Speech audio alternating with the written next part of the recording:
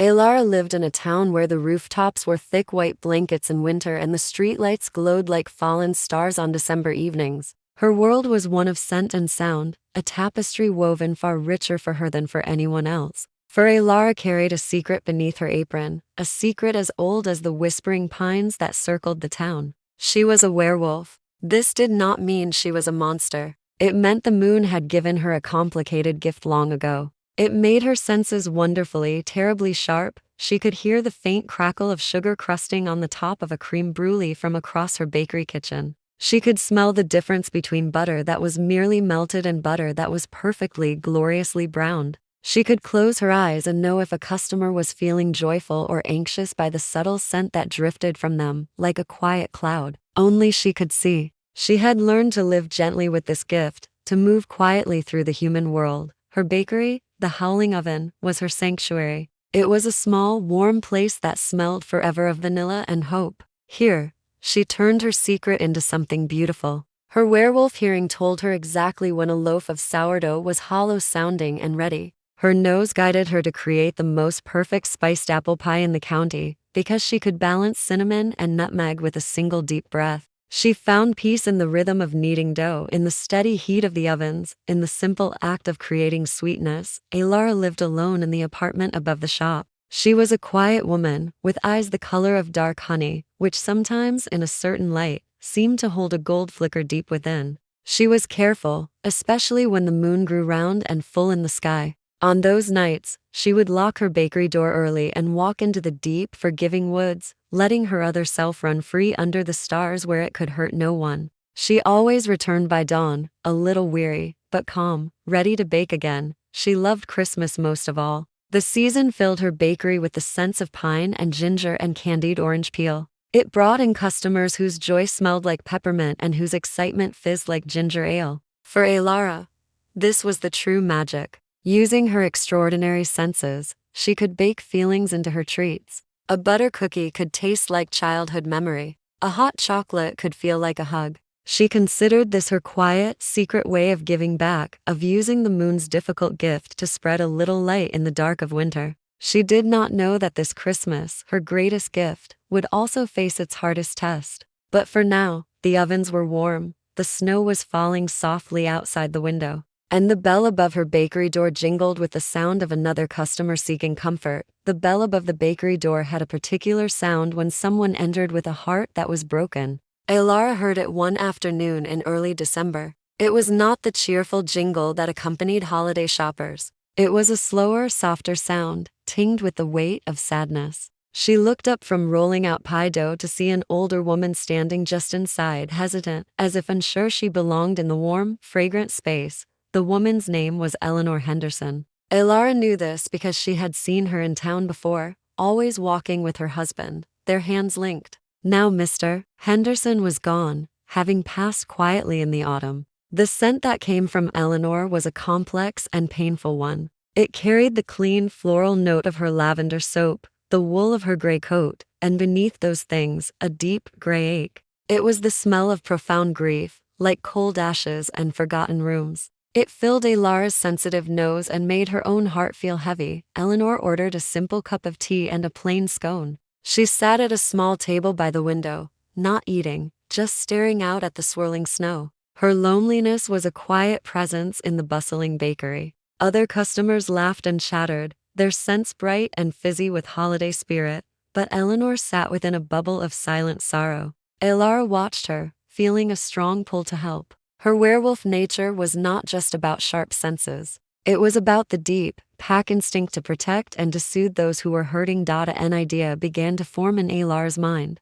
It was a risky idea, one that walked a fine line. In a locked cupboard in her kitchen, she kept a small, carefully processed amount of wolfsbane. For most, it was a poison. For a werewolf, it was a thing of great danger, but also of focus. In tiny, purified amounts, it could act as a calming agent, a lens to clarify turbulent emotions. Elara had learned to use it with extreme caution, a tool to help master her own wild heart during the full moon. What if, she wondered, that calming essence could be woven into something meant to heal? For 3 nights, Elara experimented. After closing time, She used her finest gingerbread recipe, rich with dark molasses and warm spices. With her incredible sense of smell, she blended in a hint of soothing honey from bees that fed on quiet meadow flowers. Finally, with the precision of a scientist, she added the smallest, safest possible pinch of the prepared wolfsbane. It was not meant to erase or to magic away grief. It was meant to be a gentle hand on a shoulder, a temporary softening of the sharpest edges of pain. She piped the gingerbread men with a simple, elegant design.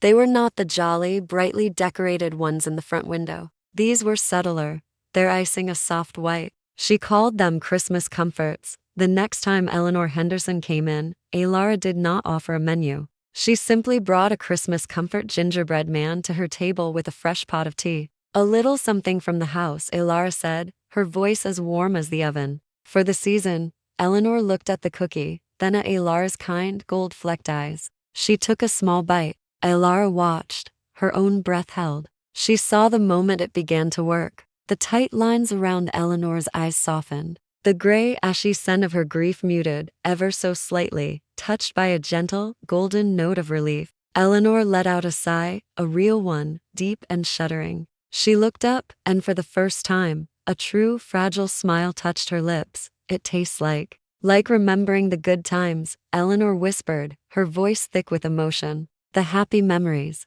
Just for a moment, the hurt isn't so loud. Elara felt a surge of pure, clean joy. She had done it. She had used her strange, difficult gift to weave a small thread of comfort into the world. She watched Eleanor finish the cookie, a faint peace settling over her like a soft shawl. It was a perfect, quiet miracle. Elara, the werewolf baker, had found a way to turn her secret into a gentle kind of magic. She did not yet see that even the kindest magic must be handled with care, or that a thread of comfort, if pulled too hard, could become a chain. The success of the Christmas comfort gingerbread was a quiet secret between Elara and a few heavy hearts in the town. Word did not spread through shouts or advertisements, but through soft-spoken recommendations shared over cups of tea. A man who had lost his job came in, his scent sharp with the metallic tang of fear. A mother grieving a child's move across the country visited, wrapped in the damp fog of loneliness. To each, Elara offered her special creation.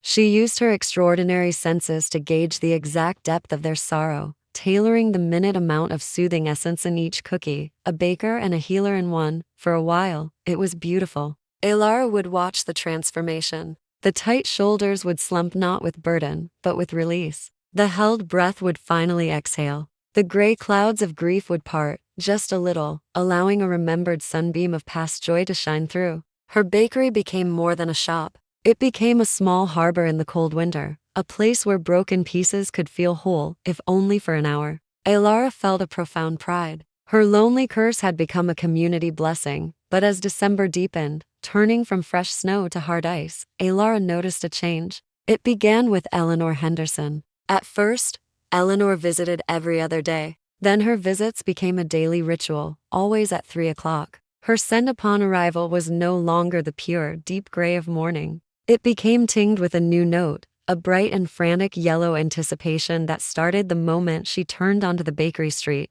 The cookie was no longer a comfort. It was becoming an event, the high point of her day. Then Eleanor began arriving in the morning as well, claiming she needed a little boost to face the day. Her scent upon leaving the bakery was not one of peaceful relief that lingered. It was a sharp, clean wipe of all emotion, a natural calm that felt more like an empty room than a quieted heart. The grief would return, of course, sharper and hungrier by the afternoon, demanding another cookie to push it back down. Elara's sharp ears also noticed a shift in Eleanor's conversations. She no longer spoke of her husband Harold. She did not share little stories about their past Christmases, her voice wistful but healing. Now, her talk was solely of the gingerbread itself. She marveled at its texture, its perfect spice balance, its miraculous effect. "I don't know how I would get through the day without my little comfort," she said one afternoon, her fingers clutching the cookie tightly before she ate it. Her eyes, which had once held a distant sadness, now held a focused hunger that fixed solely on Elara's gingerbread tray. A cold worry, different from the winter chill, settled in Elara's stomach.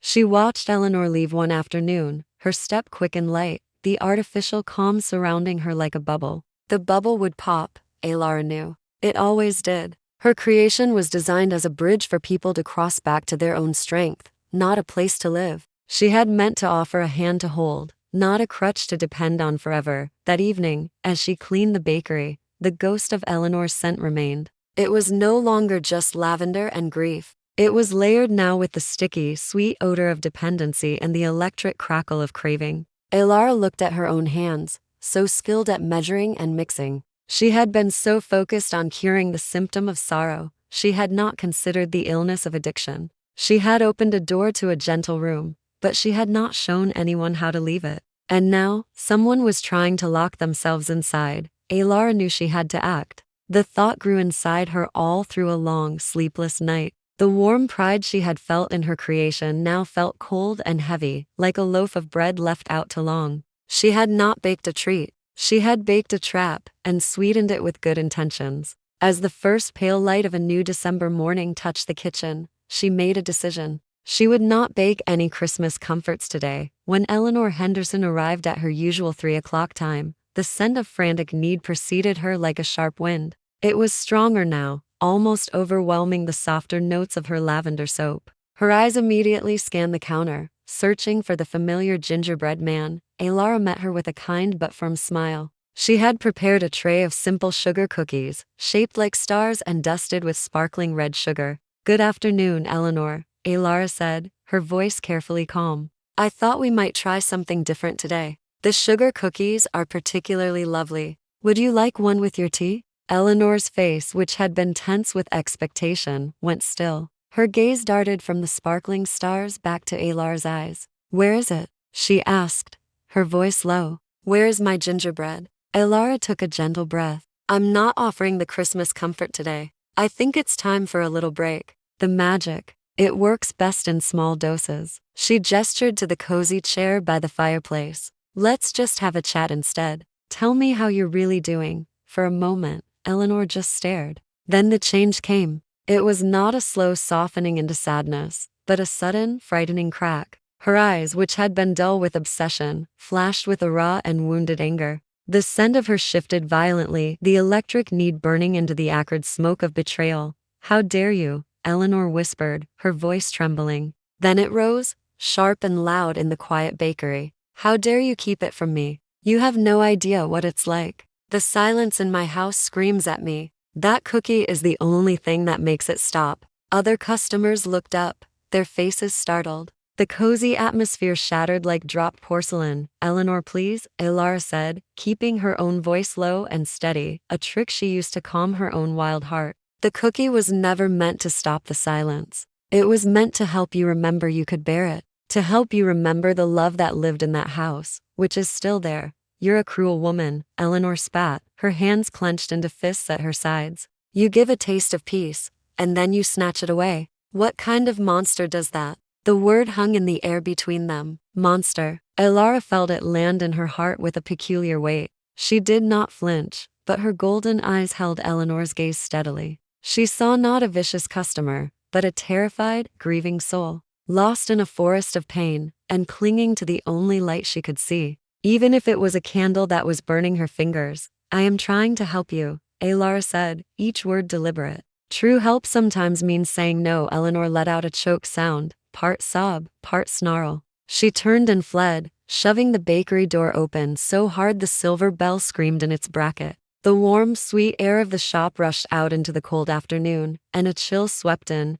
Elara stood behind her counter, her hands pressed flat on the smooth wood. The bakery was silent now, save for the crackle of the fireplace. The other customers had gone back to their pastries, but the comfort had leaked out of the room. Elara looked down at her empty gingerbread tray. She thought of the locked cupboard upstairs, the wolf's bane within. She had believed she was using a dangerous thing for a gentle purpose. Now she wondered if there was no such thing. A tool for cutting could always draw blood, even if you only meant to trim a thread. A deep, protective worry, fiercer than any she had felt before, settled over her. The storm was not over. It had merely left the bakery to gather strength. Christmas Eve arrived wrapped in a deep and silent cold. The town sparkled under a clear black sky, windows glowing with cozy light, but a tense stillness had settled over the howling oven. Elara had not baked any Christmas comforts for 3 days. The absence of that particular scent felt loud to her.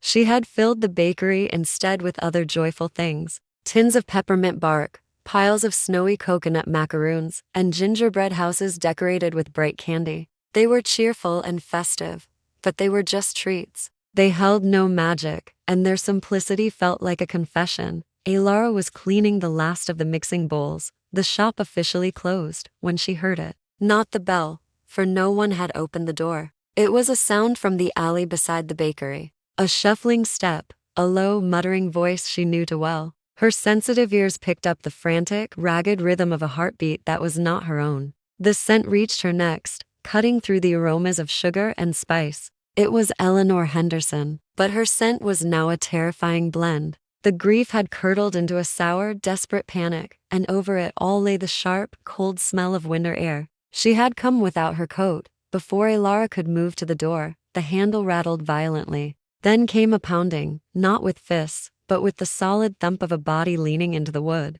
Elara, I know you're in there. You have to help me. Elara's own heart began to drum a heavy rhythm against her ribs. The wolf inside her, always present like a shadow in the corner of her mind, lifted its head. It was not a monster, but a protector, a part of her that understood threat and territory. She felt its heat bloom in her chest, a familiar and powerful energy. She unlocked and opened the door. Eleanor stood on the step, her hair tangled from the wind, her eyes wide and unseeing of anything but her need. She wore only a thin house dress. The freezing air swirled around her, but she seemed not to feel it. Give it to me, Eleanor demanded, her voice a harsh scrape. The gingerbread. I need it now. The quiet is so loud. It's everywhere. She tried to push past Elara into the darkened bakery, her gaze darting toward the kitchen door, toward the source. Elara blocked her path, standing firm in the doorway. Eleanor, you are freezing. You are not well. The cookies are gone. Let me call your daughter. Let me get you help. No. The word was a shriek that tore the silent night. No help.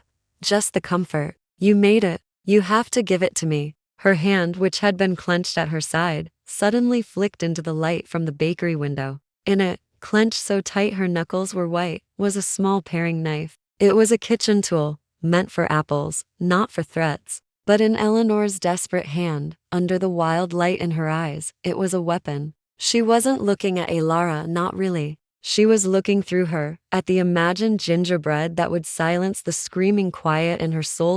In that moment, Elara understood. Words were no longer enough. Kindness had been mistaken for weakness. The woman before her was lost, not in grief, but in the terrifying addiction Elara had accidentally created. The protective heat within Elara surged. She could not let this continue. She would not hurt Eleanor, but she had to stop her. Elara did not growl. She did not change her shape, but she let the calm, human control she wore every day slip, just one careful layer. She pulled on the power of the wolf, the ancient authority that could quiet a pack with a look. She straightened to her full height, and when she spoke, her voice changed. It was still Elara's voice, but it was layered with a deep, resonant vibration that hummed in the very air between them. It was a sound that spoke directly to the oldest, most instinctual part of the human mind, the part that knew fire and fear, and the command of a stronger force. Eleanor Henderson. The name was not shouted. It was delivered with a weight that made the night seem to hold its breath. Eleanor flinched as if struck, her frantic eyes finally focusing on Elara's face. Put the knife down. Each word was a clear, solid stone dropped into the muddled pond of Eleanor's panic. The command in that voice was absolute. It was not a request. It was the law of the moon and the forest, spoken in the doorway of a bakery. Eleanor's hand trembled violently. The small, sharp knife slipped from her numb fingers and landed with a harmless clatter on the frozen step. The wild energy seemed to drain from Eleanor all at once. Her shoulders slumped, and she began to shake, not from the cold now, but from a deep and awful exhaustion. The dangerous moment had passed, but the true hurt remained, raw and exposed to the winter night. Elara, her own breath steaming in the air, gently reached out and took the weeping woman's icy hands in her own warm, flour-dusted ones. The real work was only just beginning. The dangerous heat in Elara's chest cooled, receding like a tide pulled back by the moon. The powerful resonance left her voice, leaving only its usual warm timbre, softened further by a profound wave of pity. Eleanor Henderson stood on the bakery step, shivering violently, all her desperate fury melted into confused despair. She looked at the knife on the ground as if she had no idea how it got there. "Come inside, Eleanor," Elara said, her words now gentle but firm. "You are freezing." She guided the trembling woman into the bakery, away from the biting Christmas Eve air. She led her, not to a customer chair, but to the old, comfortable seat in the kitchen corner, the one she used when her feet ached from a long day of baking. The room was still warm from the ovens, and the quiet hum of the cooling appliances was a normal, safe sound. Elara did not speak as she moved. She filled her kettle with water and set it on the stove. She took a thick wool blanket from a cupboard and wrapped it around Eleanor's shoulders. She picked up the tin of ordinary tea, the kind without any magic at all. The scent of chamomile and lemon balm began to fill the air, a simple, honest aroma. She placed a plain shortbread cookie on a saucer. It was shaped like a star, but it was just butter and sugar and flour. Only when the tea was steeping in a sturdy mug before them did Elara sit. She looked at Eleanor, whose tears were falling silently now, tracing clean paths through the worry on her face. The gingerbread did not hold the memory of Harold's laugh, Elara began, her voice quiet in the cozy kitchen. "It could not. His laugh was not in my ingredients. It is in you, in your memory, in your heart. The cookie was just a key, Eleanor. A key I made to help you unlock a door you had sealed shut because the pain on the other side felt too large to face." Eleanor stared into her tea, her hands shaking too much to lift the mug. "It made the pain go away," she whispered. "No," Elara said gently, but with absolute certainty. "It made you forget the pain was there for a little while. That is not the same thing. Pain that is forgotten does not heal. It waits. It grows in the quiet. That is why you needed another cookie, and then another. You were not letting the wound close. You were just covering it with a bandage again and again." She reached out and covered Eleanor's cold hand with her own. "The truest magic was never in my oven. It is in you. It is your strength that lived with Harold for all those years. It is your love that remembers him. That love is not gone. It hurts because it is still there, with nowhere to go. The cookie did not bring you comfort, Eleanor. It reminded you that you still had the capacity for comfort inside yourself. And now you must learn how to find it without the key." Elara let the words settle. She could sense the woman's turmoil, the gray grief still swirling, but the sharp, metallic panic was gone. In its place was a weary, empty sadness, which was a start. "It was real. Your daughter," Elara said. "Claire. She calls the shop sometimes to check if you've been here. Her voice is full of love and worry. That is not a quiet house, Eleanor. It is a house waiting for you to come back to it." Fresh tears welled in Eleanor's eyes, but they were different. They were for her daughter, for the mess she had made, for the husband she missed with a pure, unmedicated ache. Elara rose and went to the wall phone. She did not need a phone book. She remembered the number from Claire's one worried call weeks before. She spoke softly into the receiver, explaining that Eleanor was safe, that she was at the bakery, that she needed to be brought home. When Elara hung up, she sat with Eleanor in silence, sipping her own tea. No more magic was needed, just presence, just the quiet understanding of another soul who knew what it was to carry a difficult gift. Soon, headlights swept through the bakery window. A car door slammed, and quick footsteps approached. Claire burst into the bakery, her face pale with fear that melted into relief when she saw her mother wrapped in a blanket. She did not scold. She simply went to her knees and put her arms around Eleanor, holding her tightly. The scent that came from them both was the most powerful magic Elara had witnessed all season. It was the scent of family, of unconditional love, of a bond that could be strained but never broken. As Claire helped her mother to her feet, Eleanor turned back to Elara. Her eyes, though red and tired, were clear. "Thank you," she said, the words simple and heavy with true meaning. Elara nodded. "Go home, face the quiet together. You will find it is not so loud when you are not alone in it." She watched them go, Claire's arm tight around her mother's shoulders, guiding her to the warmth of the waiting car. The crisis was over. The immediate danger had passed. But as Elara locked the bakery door and turned to face her empty kitchen, she knew her own work this Christmas was not yet finished. She had learned a hard lesson about the nature of the gifts she baked, and now she had to decide what to do with that knowledge. The silence in the bakery after the door closed was complete and thoughtful. It was not the screaming quiet that had terrified Eleanor Henderson. This was a different kind of quiet, the kind that comes after a storm has passed, when the world is washed clean and waiting. Elara stood in the center of her kitchen, the heart of her world. Her gaze traveled over the familiar landscape of her tools. The mixing bowls stacked like silver hills, the worn wooden spoons, the canisters of flour and sugar that were her fundamental elements. Finally, her eyes rested on the small, locked cupboard where the wolfsbane root was kept. A deep and certain understanding settled within her. Some magic was simply too heavy to be baked into a pastry. Some doors inside the human heart needed to be opened by human hands, with time and tears and the patient love of others as the only key. Her Christmas comforts, though born from a desire to heal, had been a shortcut. And shortcuts, she now saw, often led people away from the path they needed to walk. No matter how pretty the detour looked, she walked to the cupboard, turned the key in its simple lock, and opened it. Inside, wrapped in dark paper, was the remaining wolfsbane. She took it out, feeling its dry weight in her palm. For so long it had represented both her curse and her control.